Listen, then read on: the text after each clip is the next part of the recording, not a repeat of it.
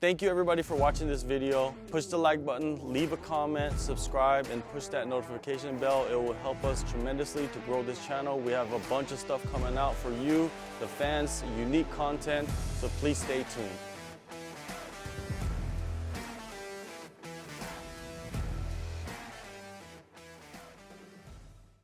Hello, my name is Amr Maher and I represent Phuket Fight Club, and I'm a one championship fighter fighting in the featherweight division.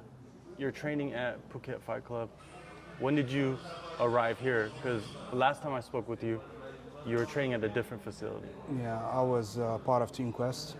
That was home for like 4 years, and with the whole COVID situation, we all had to go our different path. So the gym here made sense. Had an awesome coaches, as you can see, like awesome stable-mate of fighters as well. And Phuket is a hub scene when it comes to the fighting scene here in Thailand. And I didn't want to relocate when it comes to countries, so that sounded like it made sense by the time.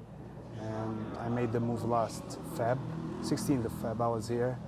And this is home since 16th of Feb, hopefully going forward. You signed with one championship. When did that happen? August 27th, I should have fought on the Never Surrender card, second card.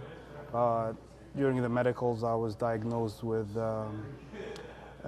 compatible leg syndrome, which is compartment leg syndrome, which is a syndrome that blocks the blood supply to part of the quads. So I had to go through surgery 3 days before the fight. And they canceled my fight, of course, and it was 4 months long of rehab. Took a couple of Muay Thai fights just to clear the ring rust, and here I am ready again.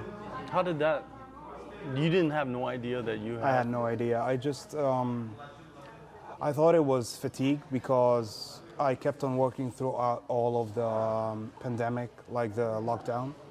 And I just pushed hard just because I knew that people, once we come out of the pandemic, I know that people will look for fights, basically. The show will never stop. So I pushed so hard, and then I finally found that my body is collapsing some bit, but I just blamed it on fatigue for a long period of time until like there are some symptoms I couldn't ignore anymore. But I kept on pushing, and then when I was doing the medicals, the doctor just looked at my leg and said, there's something really wrong, it's really swollen. Of course I did the stupid thing of being a fighter and begged him to fight, but it was the opportunity of a lifetime, but he didn't want to pass it. And he said, you can lose your leg if you don't operate now. So he had to go through my leg and cut about 1.8 kilogram of my quads. How was the recovery for that? It was tough. It was really tough because, you know, it was physically tough, it was mentally tough, you know, to reach that point of your career, and that you came here, sacrificed everything for like 4 years, and you worked so hard to get someplace, and you're finally there, you're seeing your opponents, you're doing the hydration test, you're ready, name is there, everything is there, you know, and you're ready to go, you know, it's your time. It's all of that, and all of a sudden, boom, gets taken away from you like that. And that was the hardest part mentally, and physically, it's just, you go through it, you know. I've been diagnosed, as I've been told you before on your show, that I was diagnosed with cancer. So that's not my first rodeo when it comes to recovering from something major, when it comes to the body, but it was more of a mental thing coming back because something like really dear to my heart got taken away from me that I worked so hard for. Do you think going through having cancer and recovering from that helped you, you know, mentally pushing forward with this injury? Like you said, you're on the edge of making your debut for one championship. It was something that you really wanted, one of the biggest stages. So it can be heartbreaking, you know? Yeah. It is till this point because, you know, once your body go through what my body went through, it's a long road to come back if you even become the better man again, the man that you used to be, physically and mentally, you know. suffering is suffering. You know, if you go through a lot, it just takes a mental toll on you, and it's a long, long road to trust your body again. You know, it's like getting in the car and you don't know how the brake works, how the engine is functioning right, and that was my same mentality going into the gym every day, because I didn't trust that so much, you know, because it failed me twice for now. What if it fails me again? What if I get hurt again?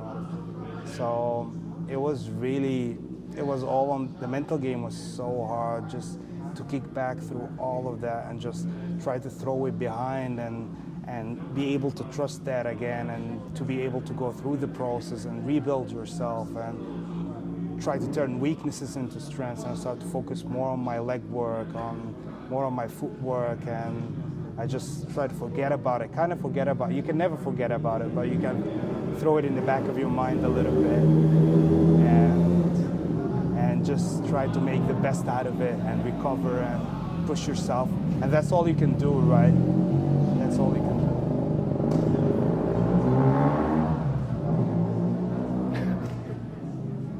She always does that. She always does that. That's like a small bike, but it's so Yeah, loud. no, she's just like putting on a show.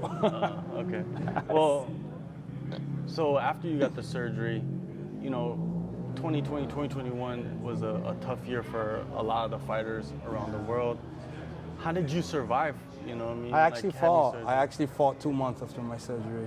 Oh, you did? Yeah, oh, I in Muay did. Thai, you said? Yeah, I did fight in Muay Thai. So I was the Taipei Stadium champion, and of course, being an idol for like 6 months, you don't get a championship anymore. You're not the champion anymore. So part of me was like, I'm gonna get that back. That's gonna be something I'll be proud of one day, just to get through all of that. But it was so harsh, man. I can't even. I was just so lucky. This is when coaches makes the difference. I had an awesome coach back in Chiang Mai, a Muay Thai coach, and he's the guy that got me through it all. Like, I just, God bless him, and it's God and him that got me through all of that. He just walked me through it step by step. He's super educated. He has like a master's in sports psychology and anatomy, and he walked me through the process. He made me do the runs, made me do the stairs, got my leg back together. He actually trained me in a different stance just to protect my leg, and he did all the things right until we got the title back in 5 fights, 5 wins, and we got the title back. And I felt really proud. This is one of the proudest moments of my life, because, you know, it's just, it is a lot. Like, I can't say it in 5 minutes or 10 minutes. It's just the road that it took for me to stand on my leg again and be able to look an opponent in the face and fight for my life. It was brutal. Like, it's hard to explain that feeling to somebody that has never felt that before. You know, all people, suffering is suffering, right? It's different degrees. Like, we've all been through something, you know, but it's just to have the choice to fight back and try to own what you used to be. It is the hardest thing you can ever do. Like, you can just surrender to the process because it's not your choice. I didn't choose for that to happen, but I didn't surrender. So I was so proud of myself. Phuket Fight Club, they have added an MMA team to the mix. They're very well known for Muay Thai. How does it feel to be one of the original members of the team? Man, it feels awesome. Since day one, they welcomed me, and my debut in one championship was supposed to be against Allison, which is my head no-gi coach now. So this is how small the world is. And when I first arrived here, I was super vocal about my condition and how it's going to take me a long time just to get back into grappling and the intensity of MMA, which is so more than a dialed-down Muay Thai fight a little bit where you give and take. But MMA is just you're on it all the time, especially with the grappling. So they really understood me. They really took me in. They didn't push to break. They pushed to make better. Leo is just a brilliant coach. He knows the game. He understands the mechanics behind the movements. Professor Silvio is just, they can never come better than that, right? He's the highest ranking professor in all Phuket and maybe in all Thailand. So he understands the movements, and he worked with a lot of UFC fighters like Manelke, people like that. So he knows what it takes to survive on the ground. And Allison is just an awesome coach. You know, he's been a champion himself. He has like over 25 MMA fights, and he understands what it takes to make it work. You know, they're all MMA oriented, and they all working towards the same game. And we recently added wrestling coach Che, and Che is a wizard. You know, I think you know him yourself. It's a black cat. It's just the way he moves is insane. You know, and he got more into the game. They all sit down together. You see it. They all sit down together and try to make it work for the fighters. It's not like every man for himself, or every man trying to show that he's the top alpha there. They all sit down together every MMA session and they try to make it work. And that's what really attracts me to that place.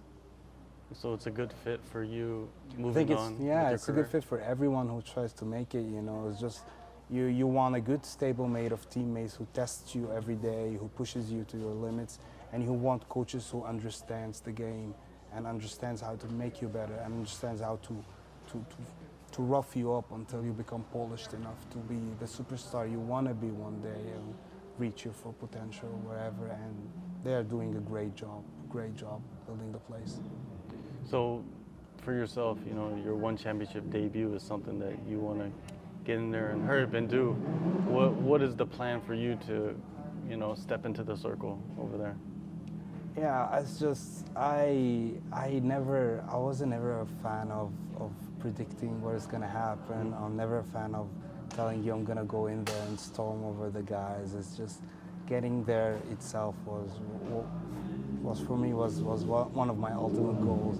So as soon as I stepped in there, all I know I could do is just I'll be 100%. I'll give my 100%. I will enjoy my time, enjoy the lights, I'll enjoy the crowd, enjoy wearing their gloves. I'm gonna perform, I'm gonna raise my flag, and whether I finish the fight, whether I get finished, whether I put on the most awesome performance, whether I get knocked down in 30 seconds, I don't care. It's just I'm there and I'm gonna put 100%. I'm gonna do my best, and my best is enough. I know my best is enough. It's got me through a lot of things, tough things in life. So, what is a fight?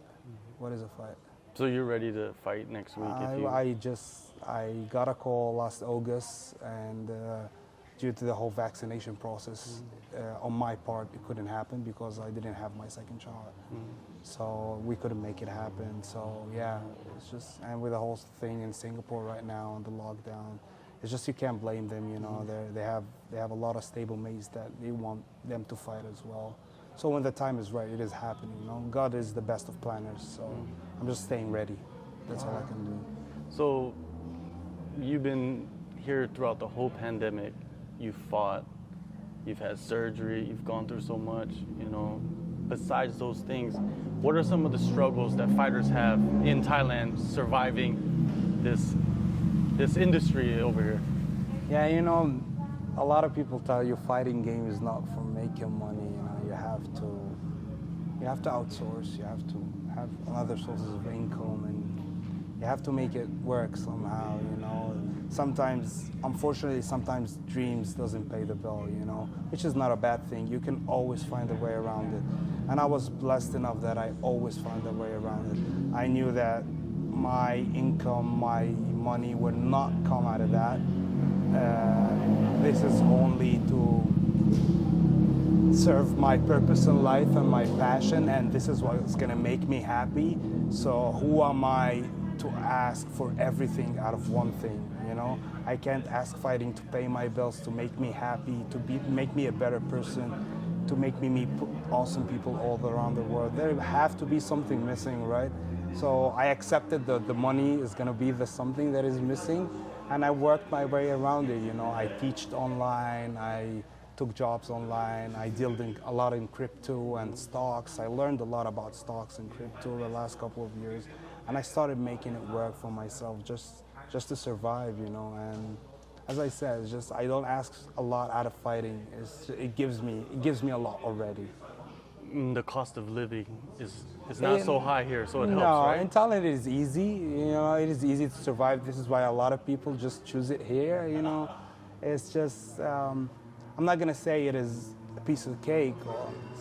It is a struggle for a lot of fighters. This is why a lot of people just chose to go back home and work full-time jobs or just be around the gym where they can work or get some privates or wherever. But the people that made it work and were smart enough to just stay here, they made it happen. It's all about you and what you want and what you can make happen. If you want to make it happen, you'll make it happen. Have you seen a lot of people come here with their savings to train and to fight, but it just doesn't work out for them? They don't know how to survive after the money runs out. Have you seen that a lot? Yeah, unfortunately, it is heartbreaking. It is really heartbreaking. It takes a lot. It's just because, Warren Buffett always said you can take your job super seriously, and when you take your job super seriously, this is when you sink in so deep, and when you focus so much just on fighting, and it just becomes your life, you'll drown. But when you focus on living, and fight is a part that gives purpose to living, this is when you survive. And I think this is how I see it. It's just, this gives me purpose, this makes me happy, this makes me a better person every day, but I also have a life, and I can't throw my life away because there's a lot of factors involved in fighting. It's not just how good you are, it is how your body will function, how promoters will see you, how much exposure will you get, how much your passport will get you around the world. There is a lot of factors that you cannot put your hands on and control. And if you try to control what you can control, you'll go crazy. You'll lose your saving, you'll lose your life, and you'll end up with nothing, So I think I was blessed enough to capture the biggest picture, and I was like, I know what I want out of fighting, and I will get it, but I wouldn't let it affect my other parts of life of taking care of myself and family. For sure. And so hopefully we'll see you in 2022. Yeah, hopefully it will happen, man. I'll keep pursuing it with all I can. For sure. Well, you're not too far from Singapore. What is it, like an hour flight from here? I will swim there, man. I will walk there. I will do wherever they want me. I'll just pay the post. I don't care about the weight division, They can bump me up to 70, 77, 60. I don't care. I'll make the weight. I'll be there. Just call me.